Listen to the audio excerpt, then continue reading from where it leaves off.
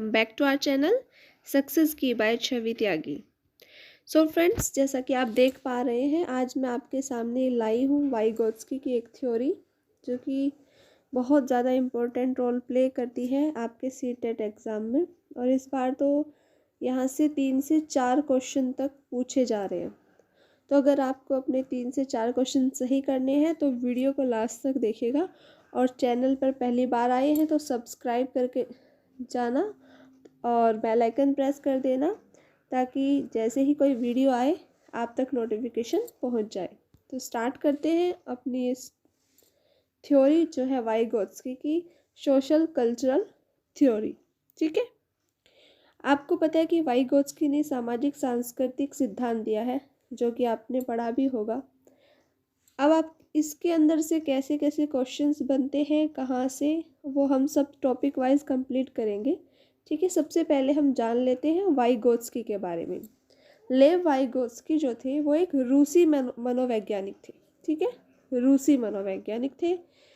इन्होंने सामाजिक सांस्कृतिक सिद्धांत दिया था। ठीक है, सामाजिक सांस्कृतिक सिद्धांत का प्रतिपादन किया था लेव वाइगोत्स्की ने, इसी को बोला जाता है सोशल कल्चरल थ्योरी।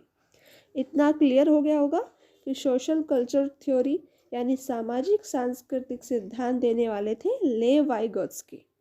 ठीक है, अब क्या कहते हैं वो कहते हैं कि जो बच्चा होता है वो अपने समाज से और कल्चर यानी अपनी संस्कृति से इंटरेक्शन करके यानी कि अंत्यक्रिया करके सीखता है। कैसे सीखता है? वो अपने समाज से सीखता है, संस्कृति से सीखता है, और इनके बीच में जब बच्चे के साथ इनका इंटरेक्शन होता है तो वो उसकी लर्निंग होती है। ठीक है, अर्थात जो सामाजिक अंत्यक्रिया के बाद बच्चे का विकास होता है। ये कहते हैं कि जो बच्चा होता है, जैसे अब आप बच्चे, मतलब मैं भी हूँ उसमें, आप हैं, आप अपने फ्रेंड्स जो कि आपका समाज में होते हैं ना, फ्रेंड्स होते हैं, और आपके आस पड़ोसी होते हैं, कोई बड़े बुजुर्ग होते हैं, टीचर्स होते हैं, उनसे जब आप इंटरेक्शन करते हैं तो कुछ ना कुछ उनसे सीखने को मिलता है। ठीक है, और ये जो सामाजिक अंत्यक्रिया होती है, इसी के बाद बच्चे का जो विकास है वो होता है, ऐसा कहते हैं लेव वाइगोत्स्की। ठीक है, ओके, तो चलते हैं आगे। इसके बाद इन्होंने 2 महत्वपूर्ण कॉन्सेप्ट दिए थे, वो पढ़ लेते हैं, जो कि हर बार आपने देखा होगा। जेडपीडी और स्काफोल्डिंग आपने हर बार देखा होगा, क्वेश्चंस पेपर में भी देखा होगा, और आपके सामने क्वेश्चंस आते हैं उनमें भी देखा होगा। ठीक है, आज आप इसको क्लियर कर लीजिए, इसके बाद आपको इसके बारे में कभी कोई डाउट नहीं रहेगा। ठीक है, फर्स्ट है जेडपीडी यानी जोन प्रॉक्सिमल डेवलपमेंट। ठीक है, समीपस्थ निकट विकास का सिद्धांत। अब देखिए क्या होता है। ठीक है, जैसे कि आप हैं, अभी आप सीटेट एग्ज़ाम की तैयारी कर रहे हैं, या आपने पहले भी कोई अटैम्प्ट दिया है, कोई भी आपके सामने ये एक प्रॉब्लम ही कहेंगे ना हम इसको, एक समस्या, एक क्षेत्र है ये आपका, यहाँ से समझते हैं। जैसे कि ये देखिए, ये आपको यहाँ तक तो आप पहुँच पाते हैं, खुद की मेहनत आपने की है, बुक्स पढ़ी हैं, नोट्स पढ़े हैं, खुद से आपने जो प्रिपरेशन की, आप यहाँ तक पहुँच पा रहे हैं। यहाँ तक पहुँचने में आपको प्रॉब्लम्स हो रही है, यानी कि यहाँ तक आप खुद से पहुँच पा रहे हैं और यहाँ तक आपको पहुँचने में प्रॉब्लम हो रही है। तो यहाँ तक जिसकी मदद से आप पहुँचते हैं वो तो होती है स्काफोल्डिंग। ठीक है, और जो ये एरिया होता है वो कहलाता है जेडपीडी। ये तो आपका समीपस्थ निकट विकास का क्षेत्र कहते हैं इसको। जैसे यहाँ तक तो आप खुद पहुँच पा रहे हैं, लेकिन आगे जाने के लिए आपको किसी की पार यानी किसी बड़े की हेल्प की ज़रूरत हो रही है, किसी टीचर की ज़रूरत होती है। ठीक है, इसको संभावित क्षेत्र कहते हैं, जहाँ तक आपको पहुँचना होता है। ये जेडपीडी का कॉन्सेप्ट है। आई होप क्लियर हो गया होगा। ठीक है, जैसे कि अब मैं आपको बताती हूँ कि मान लिया कोई बच्चा 90 मार्क्स उसको लाने हैं और वो 89 पे आके रुक जाता है, कभी 82 पे आके रुक जाता है, मतलब उसको कहीं ना कहीं प्रॉब्लम आ रही है।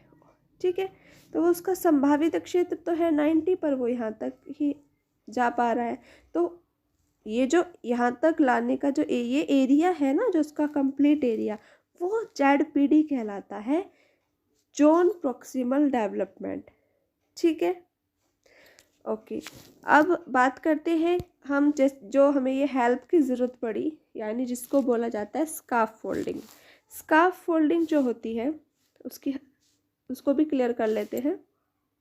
स्काफ फोल्डिंग जिसको बोला जाता है पाड़ या ढांचा। ठीक है, अब जो ये स्काफ फोल्डिंग है, ये किसी अनुभवी व्यक्ति हो सकता है, कोई वयस्क हो सकता है, उसके द्वारा जो आपको टेम्पररी हेल्प की जाती है। जैसे कि मान लिया आप मेरी वीडियो देख रहे हैं, आपको कोई प्रॉब्लम्स तो आई होंगी, या आपका यहाँ से कुछ कॉन्सेप्ट क्लियर होता है, तो वो आपके लिए हेल्प का काम करेगा।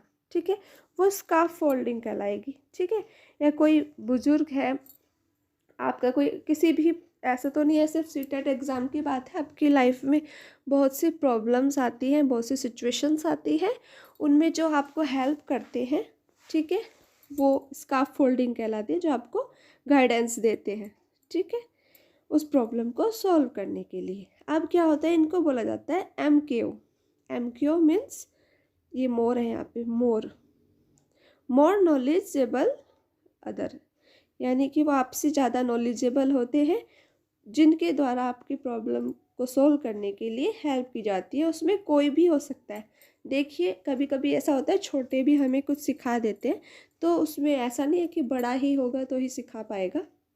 ठीक है, तो यहाँ पे टीचर्स हो सकते हैं, फ्रेंड्स हो सकते हैं, पेरेंट्स हो सकते हैं, कोई भी हो सकता है, कभी कभी तो बच्चे भी हो सकते हैं। ठीक है, तो यहाँ पे आपको किसके द्वारा आपको नॉलेज मिल रही है, इसको बोला जाता है MKO।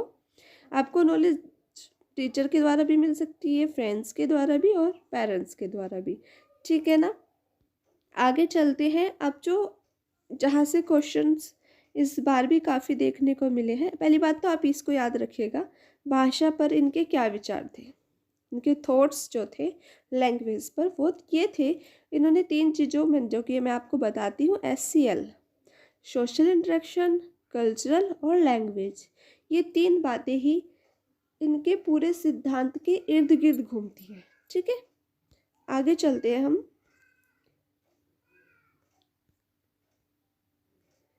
वाइगोस्की जो कहते हैं, वो कहते हैं इनके अकॉर्डिंग भाषा जो होती है और चिंतन, ठीक है, ये 2 चीज़ें स्टार्टिंग में जो होते हैं अलग अलग होते हैं। यानी कि आपके सामने कोई प्रॉब्लम आती है, तो आप क्या करते हैं, पहले अपने माइंड में उसके बारे में विचार करते हैं, चिंतन करना शुरू कर देते हैं। ठीक है, तो जो आपके वाइगोस्की वो कहते हैं कि स्टार्टिंग में भाषा और चिंतन अलग अलग होते हैं, लेकिन एक एज के बाद, ठीक है, जब आप बड़े हो जाते हैं, तो वो बाद में एक साथ हो जाते हैं, यानी कि आप अपनी भाषा का प्रयोग चिंतन में कर पाते हैं। और जो एक चीज़ आपको देखने को मिलेगी, जो पियाजे हैं और आपके वाइगोत्स्की हैं, तो पहले तो हम बात करते हैं वाइगोत्स्की की। वाइगोत्स्की ने बोला है कि पहले भाषा का विकास होता है और बाद में विचार, लेकिन जो पियाजे हैं वो बोलते हैं कि पहले विचार आते हैं, फिर भाषा का विकास होता है।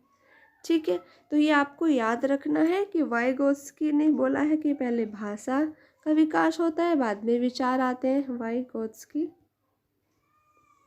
और जो आपके पियाजे हैं, उन्होंने बोला है कि पहले विचार आते हैं बच्चे के मस्तिष्क में, और बाद में उसकी भाषा का विकास होता है। आई होप आपको समझ आ रहा होगा। आगे चलते हैं। भाषा संज्ञानात्मक विकास, यानी कॉग्निटिव डेवलपमेंट, ये कह रहे हैं। ये कॉग्निटिव डेवलपमेंट वही है जो पियाजे ने दिया था, बट यहाँ पर वाइगोत्स्की की हम बात कर रहे हैं, तो आप कंफ्यूज मत होना। ये वाइगोत्स्की के अकॉर्डिंग है, भाषा संज्ञानात्मक विकास को महत्वपूर्ण व सुगम बनाती है। अब ये कहते हैं कि जो विकास होता है ना, उसको लैंग्वेज, भाषा जो होती है, उसको इम्पोर्टेंट बना देती है, सुगम बना देती है, इजी बना देती है। ठीक है, किसको, कॉग्निटिव डेवलपमेंट को। अब इन्होंने बात की है लैंग्वेज की 3 फॉर्म्स की, जहाँ से हर बार क्वेश्चन आपने भी देखे होंगे, आपने इनके बारे में पढ़ा भी होगा। ठीक है, 3 फॉर्म्स ऑफ लैंग्वेज, और वो कौन कौन सी है? सोशल स्पीच, ठीक है, और inner speech and silent inner speech. अब हम इन तीनों के बारे में थोड़ा जानेंगे। फर्स्ट है हमारी सामाजिक वाक, जिसको हिंदी में बोलते हैं सामाजिक वाक यानी सोशल स्पीच। अब जब छोटा बच्चा होता है ना, वो स्टार्टिंग जब पैदा होते ही तो नहीं कर पाता ना, कोई भी स्पीच नहीं कर पाता, मेरे ख्याल से इनर भी नहीं कर पाता है।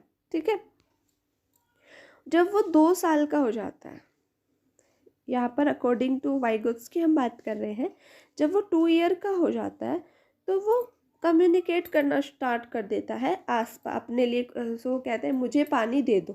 ठीक है, आपका बेबी होगा 2 ईयर के आसपास, वो आपसे बोलता है कि मुझे पानी चाहिए, या फिर कोई भी अपनी बात रखता है तो वो स्पीच के अपना मतलब बोल कर आपको बता देता है।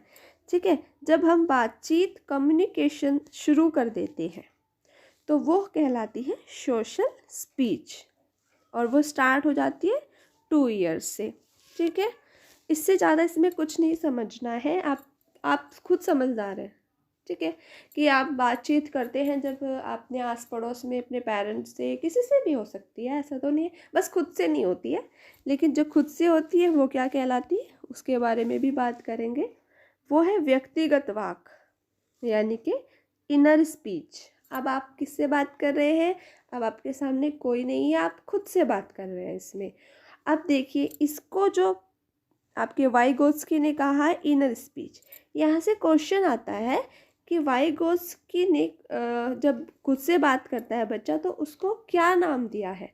तो वो है प्राइवेट स्पीच, इसको बोलते हैं प्राइवेट स्पीच। ये नाम आप याद रखिएगा प्लीज़। प्राइवेट स्पीच यानी व्यक्तिगत वार्तालाप या व्यक्तिगत वाक। जब बच्चा खुद को डायरेक्शन देने के लिए या खुद को निर्देश देने के लिए खुद ही से बात करता है, और ये 3 साल की एज से स्टार्ट हो जाती है। कैसे करता है, हम एक एग्जाम्पल के थ्रू उसको समझेंगे। ठीक है, मान लीजिए आपका बेबी 3 ईयर का है। ठीक है, ओके, तो वो क्या करता है, कोई गेम खेल रहा है। ठीक है, तो उस मान लिया कोई ब्लॉक्स, आपने देखे होंगे ब्लॉक्स के गेम आते हैं, तो वो ब्लॉक्स से बिल्डिंग बना रहा है और वो खुद से बात कर रहा है, किसी की हेल्प नहीं ले रहा है, मतलब अपने आप से ही अपने अंदर अंदर नहीं कर रहा, वो बोल के बाहर आ रहे हैं उसके वर्ड्स ना, अंदर नहीं आ रहे हैं। अगर अंदर आएंगे तो वो साइलेंट इनर स्पीच में चला जाएगा। ठीक है, जो 7 साल के बाद होती है। अभी बात कर रहे हैं इनर स्पीच की। तो जो बच्चा है वो गेम्स खेलते हुए या फिर कोई भी एक्टिविटी कर रहा है और खुद से बात कर रहा है, तो वो कहलाती है प्राइवेट स्पीच, और ये 3 ईयर की एज से स्टार्ट होती है, उससे पहले नहीं। अब हम बात करते हैं साइलेंट स्पीच। साइलेंट यानी श, ठीक है, यानी उसमें कोई वर्ड्स आपका बाहर नहीं आएगा, वो स्पीच मन के अंदर होगी। कहाँ पे होगी? मन के अंदर, और खुद से की गई जो बातचीत होती है वो कहलाती है silent inner speech. Got it ना? ओके, तो नेक्स्ट आते हैं हम ये आपका, हाँ, अब आपको बताना है इन सभी में भाषा का प्रयोग किया जाता है, लेकिन जो ये साइलेंट इनर स्पीच होती है इसमें भाषा का प्रयोग होता है, लेकिन वो भाषा जो है ना बाहर नहीं अंदर होता है, इनर स्पीच होती है। ये अब आपको याद रखना है, ऐसा नहीं है बिना भाषा के थोड़ी ना आप खुद से अंदर भी तो आप कुछ अपने वर्ड्स या कोई शब्द आप बोल रहे हैं ना, तो भाषा का प्रयोग किया जाता है लैंग्वेज, जो कि बहुत इम्पोर्टेंट है आपके वाइगोत्स्की ने जिसको इम्पोर्टेंट माना है। बस यही था आपका वाइगोत्स्की की थ्योरी। आई होप कि आपको समझ आ गई होगी, मैंने पूरी कोशिश की है। बाकी आप चैनल को सब्सक्राइब करके जाइएगा, क्योंकि मैं कोई भी जैसे कि टॉपिक्स अभी चल ही रहे हैं हमारे, कंप्लीट नहीं हुए, और जैसे ही वीडियो आएगी आप तक पहुंच जाएगी। ठीक है ना? और आपको कोई क्वेरी होगी ना तो मुझे व्हाट्सएप कर दीजिएगा इस नंबर पर। कोई क्वेश्चन आपसे नहीं हो पा रहा है सॉल्व, या किसी क्वेश्चन में प्रॉब्लम आ रही है तो मैं आपकी हेल्प करूँगी। ठीक है, ओके, तो मिलते हैं नेक्स्ट वीडियो में।